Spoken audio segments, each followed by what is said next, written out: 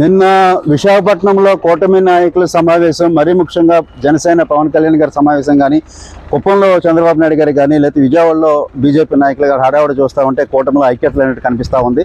అసలు వీళ్ళు కలిసి పనిచేయట్లేదేమో అన్న అనుమానం కూడా నాకు కలుగుతూ ఉంది. మరీ ముఖ్యంగా రుషికొండలో బ్యాలెన్స్ ఏం చేయాలి, ఆ కట్టిన బ్యాలెన్స్ ఎవరికి ఇవ్వాలి, ఏ రకంగా చేయాలన్నది కూడా ఇప్పటికీ కూడా వాళ్ళకి అర్థం కావట్లేదు. మరీ ముఖ్యంగా 14 నెలలు అయింది అధికారంలోకి వచ్చి, ఇంకా వీళ్ళు 170 మంది ఐఏఎస్లు ఉన్నారు, ఎమ్మెల్యేలు ఉన్నారు, ఎంపీలు ఉన్నారు, మంత్రులు ఉన్నారు, కేంద్ర మంత్రులు, ఒక్కళ్ళు కూడా ఒక మాట కూడా చెప్పలేకపోతున్నారా? లేదా జగన్ ప్రభుత్వం చేసిన అరాచకాలకి కేర్ ఆఫ్ అడ్రస్గా రుషికొండను చూపిద్దాం అనుకుంటున్నారా? నేను ఇంకొక మాట కూడా చెప్తా ఉన్నాను, ప్రజాధనం దుర్వినియోగం అవుతా ఉంది, ప్రజలకు సేవలు అందట్లేదు. కాబట్టి రుషికొండ మీద స్పష్టమైన వైఖరి ప్రకటించాలి. 15 రోజుల్లోగా మీరు రుషికొండ మీద ఏం చేస్తారో చెప్పకపోతే అవసరమైతే ప్రజా సంఘాలతో నిరసన దీక్షకు కూడా సిద్ధంగా ఉన్నాను. జెడి రామారావు, ఏపీ జేఎస్ నాయకులు.